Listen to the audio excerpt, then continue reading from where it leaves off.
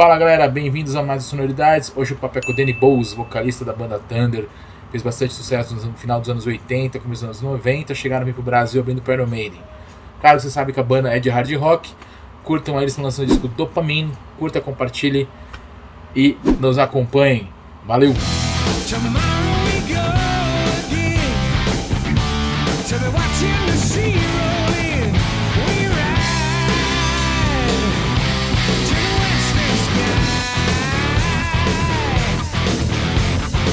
Danny, thanks so much for the interview. No problem. You're absolutely welcome. So, Danny, how's the reaction of Dopamine?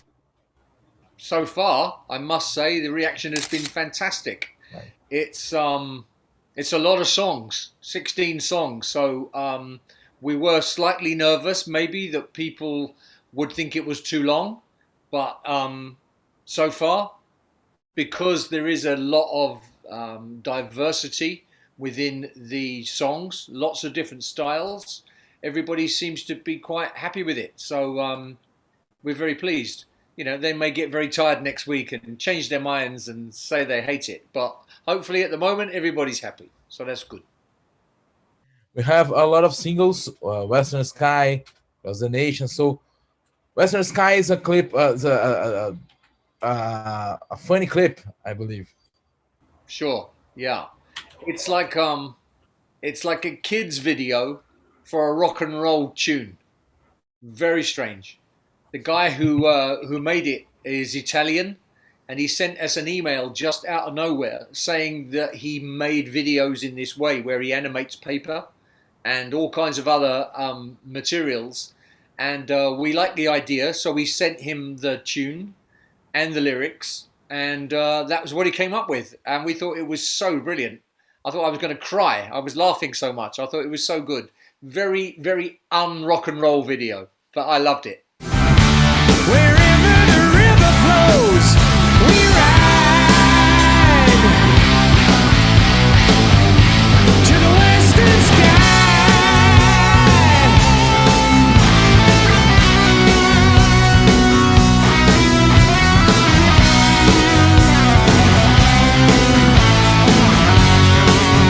Yeah, I really love it too. And Dancing in the Sunshine is another great single. And we have another video. So how the idea of the video came up? Well, that video was done by the same person who did a video from the last album, a song called Going to Sin City, which is animated. This time, we gave him the brief and just said, this song was written sitting at home during a pandemic, locked in on a beautiful day, dreaming of the time when we would be able to get together with our friends and family again. On a lovely day, drink beer, cook food on a barbecue, and just have a really nice, relaxed time. So that's what we want in the video. So strangely, he just took it as almost like a kind of a hippie summer of love type idea. And he stuck a whole bunch of young people having a great time in it. So that's much better than having old people like us in it. So I'm happy.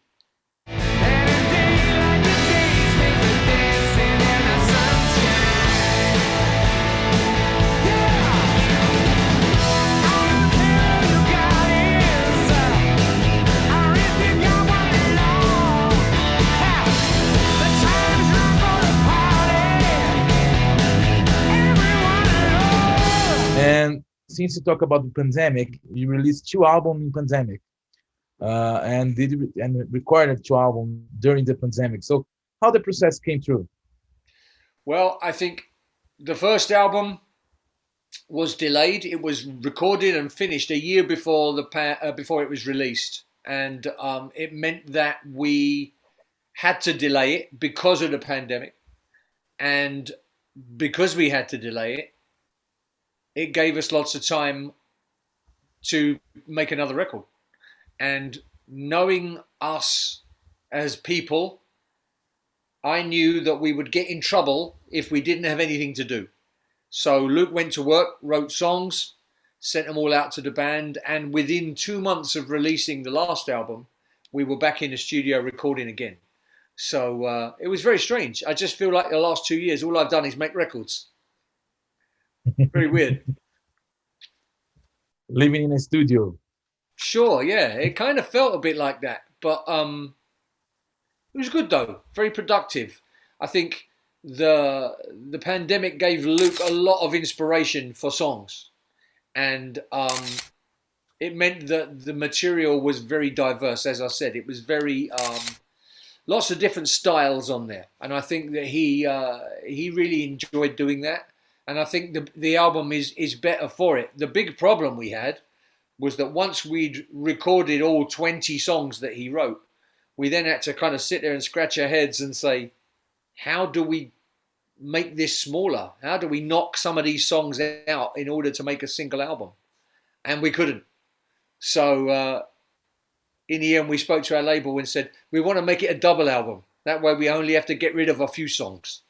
And they had a little cry, little tear in their eye, but then they gave in. And the album is a double album. So there are 4 songs that we didn't put on it, but only 4. And I don't know what's going to happen to those. They certainly won't be any kind of special edition or a bonus edition. They may show up down the line somewhere, but I don't know. We'll see. Another week like the one before. Been standing still for a year or more.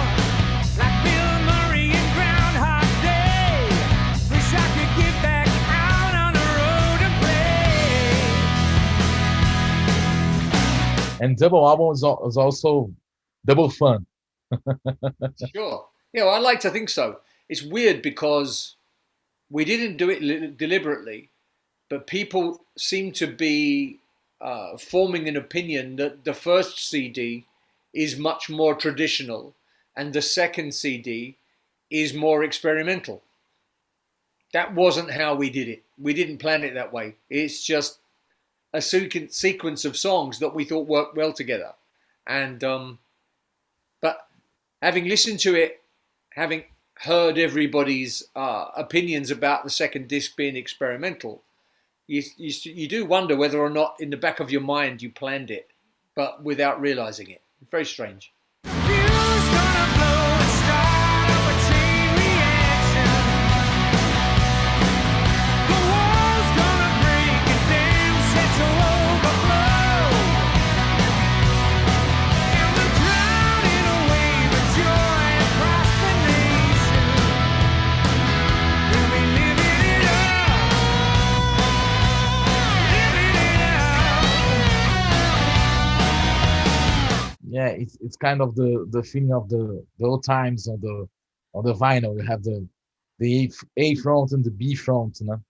Sure. Yeah, I think, when we were kids, if a band released a double album, it was a very big deal, Records like the White Album by the Beatles or even Physical Graffiti by Led Zeppelin, these were big deals, when they released those records. And for us, it felt like a big deal, but we were unsure as to whether or not we should do it, as to how people would be would take to the idea. But like I say, so far the reaction's been very good, so we're very happy. I think if the songs are good and the songs stand up, then I think it's good enough. It's a great album, and it marks 30 years of Thunder in Brazil. So do you remember this experience? Wow. Thunder in Brazil. Yes, I remember it very, very well. Very well indeed. I can remember we played in Rio de Janeiro, and I had the flu. I felt terrible and really bad. And we flew in, and I had this amazing headache. And then suddenly, everything went quiet. Something happened in my head, and my ears were blocked, and I couldn't hear anything. And when we did the show, I was still deaf. Very strange. I had to get the drums turned up really loud in my monitor at the front of the show. And I had to have Luke's guitar really loud in my monitor. Nobody else in the band could stand in front of my monitor because it was so loud. And but that was the only way that I could just about hear the band. But for me, You know, it's like if you put your finger in your ear, you can really hear brilliantly your own voice. So it was the best sound I ever had. Never been as good since. Yeah. And I know it was a great experience because the band only had 4 years of career, I think. Yeah. It's been amazing, actually. We never believed that we would have a career that lasted 10 years, let alone 30 years plus, you know. I think it's quite incredible. But I think we're very lucky because as a band, obviously, we don't take ourselves as very seriously. We take our music very seriously. We want to try and play the best live shows we can. But we spend most of our time when we're together, the five of us, just laughing. You know, we laugh a lot. So it's I think that helps you to have a sense of humor. You need that when you're in the music business because, you know, it's full of idiots. There's a lot of very stupid people in the music business. But so you need a good sense of humor. And I think if you're lucky enough that you can play well and you've got good songs and you've got a good audience, as long as you keep delivering good music, hopefully they'll keep buying it, which gives you the ability to have a long career. So I think we've been very lucky. Since we talk about good music, this year, Laughing on Gentleman Day celebrate 20 years of release. Wow. It's an outstanding album with outstanding songs like Dopamine. So are you gonna play something to remember? I don't know whether there'll be time. I'll be honest with you. We are in discussion with our record company about reissuing a lot of our old albums. Because some of those albums were released on CD, some on vinyl, some weren't on vinyl. A lot of the vinyls are gone now. People keep asking us for vinyl. So we are in discussion about releasing those albums. It could be that we could get it together maybe towards the back end of this year. And if we do, then we will have to play a tour to go with it. And I would imagine if we were going to do a tour like that, we would like to concentrate on all the old tunes. Yeah. But I don't know if it's going to happen.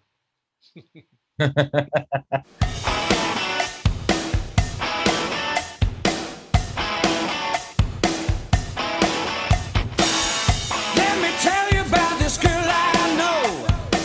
She ain't nothing like any girl you've known before. 'Cause everybody wants her in a dress or her old blue jeans. When you see her, you'll be coming apart at the seams. 'Cause everybody wants her. She got everything a man could ask for. She's animal and innocence. She can wrap you around her little finger. She's sharp as a knife. You ought to see her. Everybody wants her.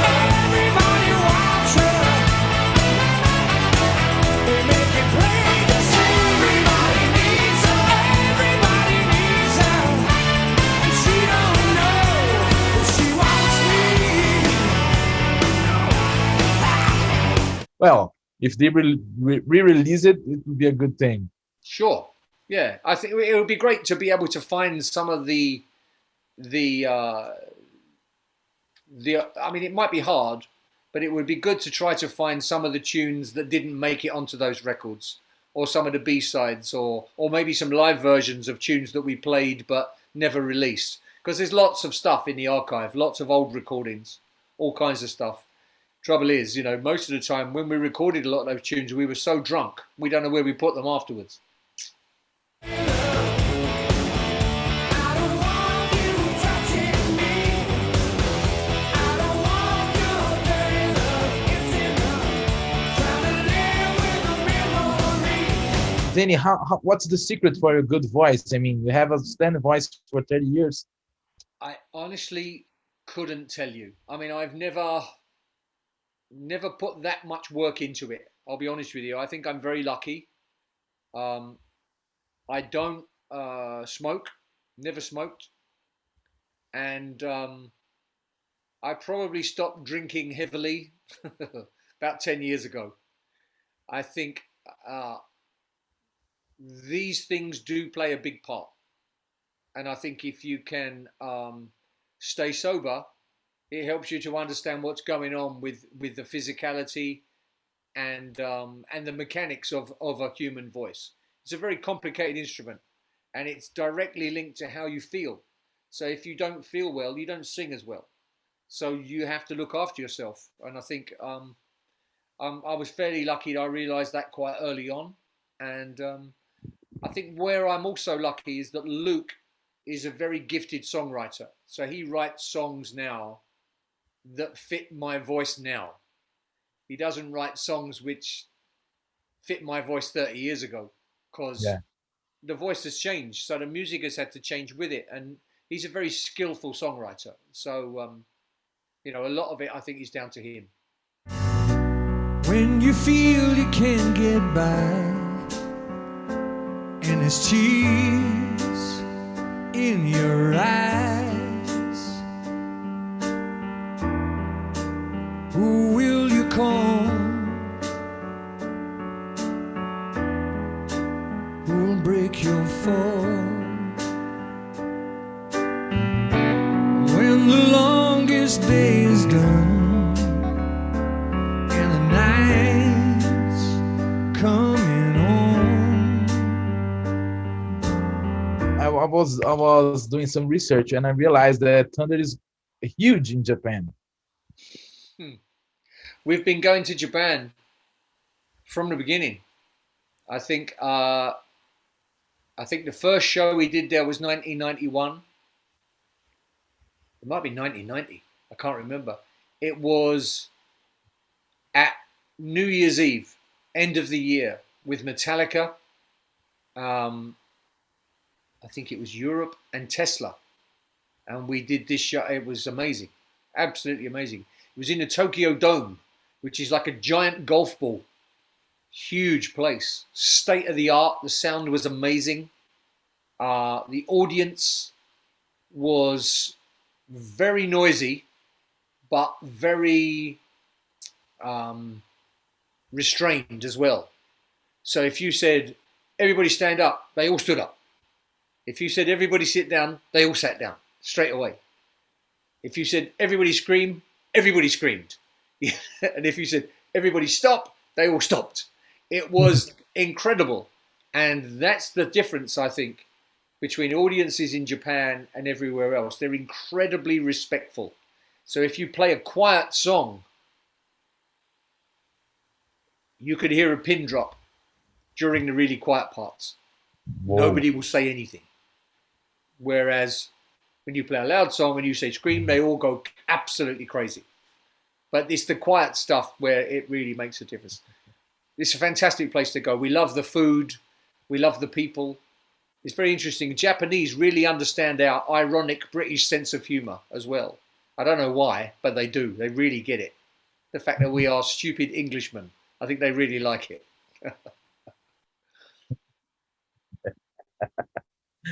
So, Danny, we are finishing our interview. I have 3 more questions, if it's okay for you. Go for it. Going back to Dopamine, this album has 16 musics. Are on the platforms, digital platforms, releasing CD. I don't know if you're gonna release on vinyl. Sure, yeah, yes, on vinyl. Vinyl. So you are going to all the kind of things to catch the public. So how does it feel to achieve all kind of people, since the hardcore fan to the one that are going to search music on the Spotify and then listen to Thunder and became a fan? It's something that it's something that you always hope for. You know, you don't really know what's going to happen when you make a record. You hope people like it. That's all you can hope. And what you hope is that if they like it, they'll tell someone else, and they'll tell someone else, because I believe word of mouth is very, very powerful. You know, we can do interviews like this, you and me, we can talk about it. You know, I can tell you how great the record is. You can tell me you like it. But until it touches somebody, a human being, gets to hear it and that music means something to them, that's the moment. That's the key moment where you suddenly think, whoa, that gets me in here. That makes you feel a certain way. And that's what we're always hoping to do, make people feel emotionally connected to the music. Because we do get that way ourselves.